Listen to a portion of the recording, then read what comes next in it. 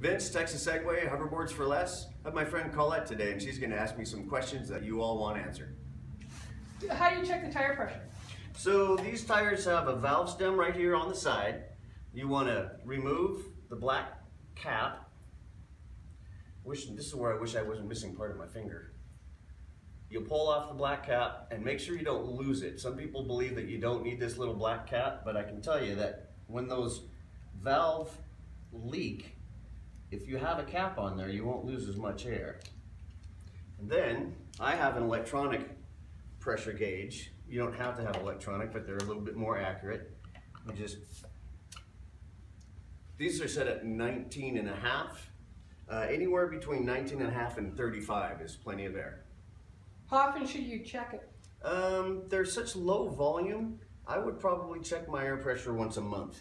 There's not very much volume of air in here, and with the temperature fluctuations we have in Texas, when it gets so hot and so cold so quick here, the compression changes quite a bit inside of those little tubes. Do you need to inflate them with an electric air? You don't. You know what? Any bicycle pump, even a basketball pump will work, so long as you have the fitting that'll fit a standard bicycle-sized valve stem. And I'm supposed to know what it's called, but I don't. Bluetooth, how does that work on a hoverboard 10-inch? So when you first turn this on, you're going to hear the Chinese accent lady ask you, waiting for Bluetooth connecting. She says she's waiting for Bluetooth connecting. This is where you go on your iPhone or your cell phone and you turn Bluetooth on in a search, and she's going to say paired. Paired. So this is set up with my iPhone already, and then you can play music off of, I use Pandora. Does it drain your battery? It does a little bit, yeah. To be honest with you, I don't know percentages. The more that you use it, of course, the more it's going to drain your battery, and the Bluetooth speaker does run off of the battery. There's a small Bluetooth chip and a speaker, and they're both glued to the bottom side of the casing. Do the smaller boards have the radio capability as well? Some people do get Bluetooth on these 6.5-inch wheel boards. We are buying some special Bluetooth boards that will have LED lights over the top of the fender rather than this black strip. They'll have 8-inch tires on them. They're much nicer looking. They're a little bit angular in their design, and those are $4.99. We'll call them Bluetooth specific. Is there any kind of service that I need to have done to these on a yearly basis? There really isn't any maintenance to do other than tire pressure in these.